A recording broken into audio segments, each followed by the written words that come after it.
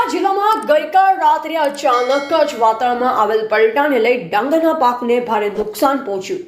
નોંધનીય છે કે ઉભા પાકને વાવાઝોડાએ જમીનદોસ્ત કરી દેતા ભારે નુકસાન જોવા મળ્યું છે.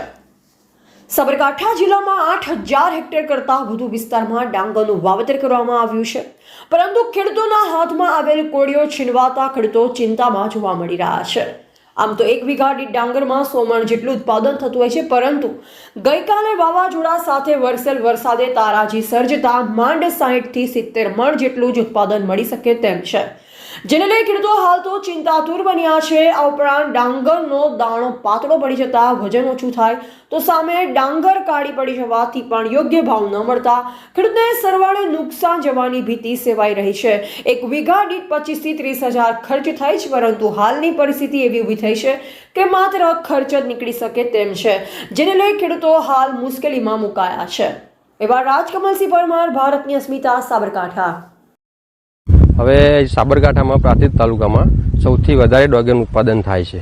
બરાબર, હવે એ રીતે જોઈએ તો આ ઉત્પાદનમાં આ સાલ પ્રાંતિજના ખેડૂતોને છે આ વાવાઝોડું ગઈકાલે આવ્યું એમાં બહુ નુકસાન થઈ રહ્યું છે. એનાથી ડોગર કાળી પડી છે અને પોચ બી થઈ શકે છે.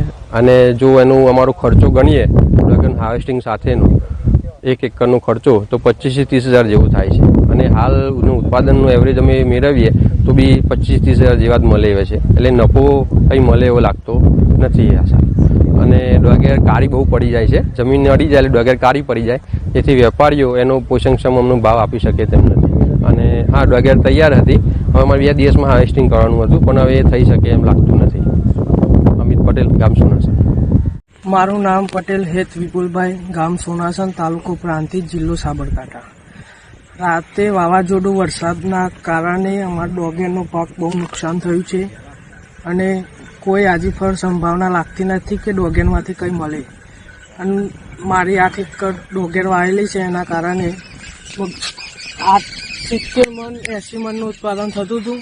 એના કારણે આજીફળ 60-50 મણનું ઉત્પાદન થશે એમ પોચ ને બોચ આવી ગઈ છે રાતે વરસાદ વાવાઝોડા કારણે.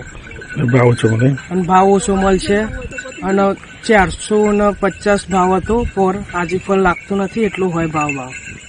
શું નામ તમારું? પટેલ હેત વિપુલભાઈ, ગામ સોનાસન.